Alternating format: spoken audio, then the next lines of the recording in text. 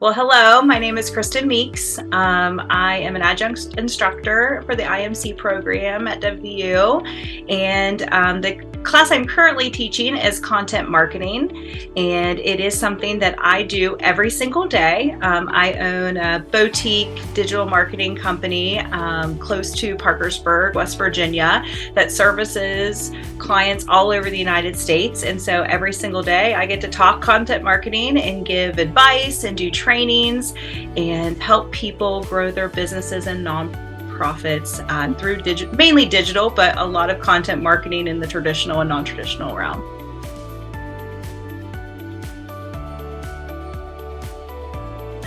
Well, I am a grad of the program, so I graduated in 2007 and have pretty much been teaching in higher education since I got my first 18 hours in the program completed. And so I've been teaching in higher education. I love higher education. My background is in marketing and higher education. And so when this opportunity came about 8 years ago, I definitely could not turn it down because it is something that I love to do. Main reason I love to do it is because it helps me keep fresh on all that content marketing. Everything is always changing in the world of marketing, and I love learning from my students. I learned so many new programs and new things that are going on, what's working in what industry and what's not working in another industry. And so I just love the concept of online marketing and online learning and kind of working together and learning from each other.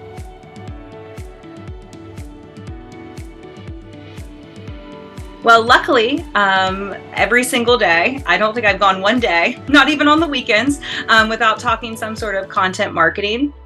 And so I do tell stories. I mean, I think all of us in marketing kind of strive to be a storyteller. And so I tell stories in my class and try to relate.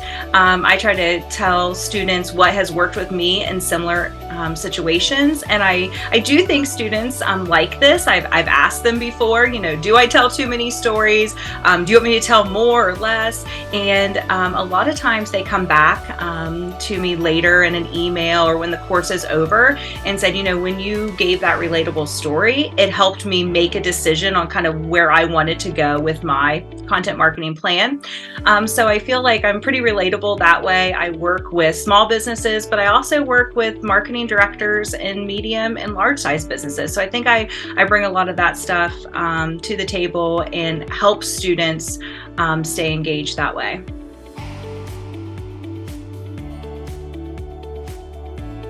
I absolutely love to stay in contact with my students. One of the first things I tell students to do, being a digital marketer, is find me on LinkedIn. And, most of them connect with me on LinkedIn. That way I can kind of see what they're doing, what I'm sharing may be something that they want to learn one day.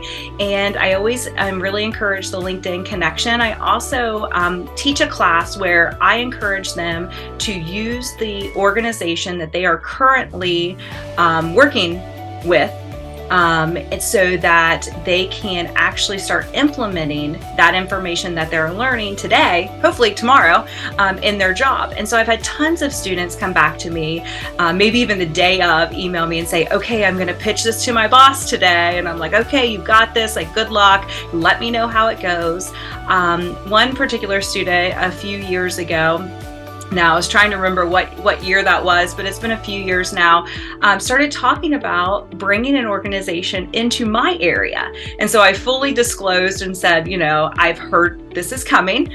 So if you don't want to talk about this in my class, I understand, but obviously everything you put out there is confidential and I don't intend to share it with anyone.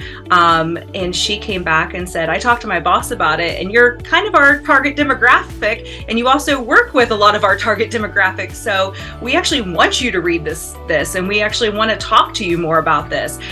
So it was really kind of neat because I was seeing it from this side and then also hearing things on the other side and able to give some really good feedback.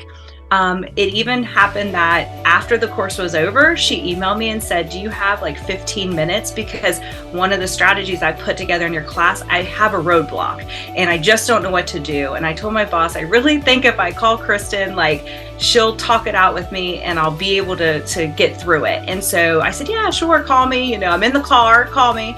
And so she called, and I talked to her for maybe 15 minutes, and she's like, oh my gosh, this is exactly what I needed to hear. Like, I know exactly what I want to do now. And it's really neat to kind of be on the other side of that, even years later, and watching this organization come into my community. And I always think I'm going to show up to a chamber event. She'll be there, hopefully, and I'll get to actually meet her face to face.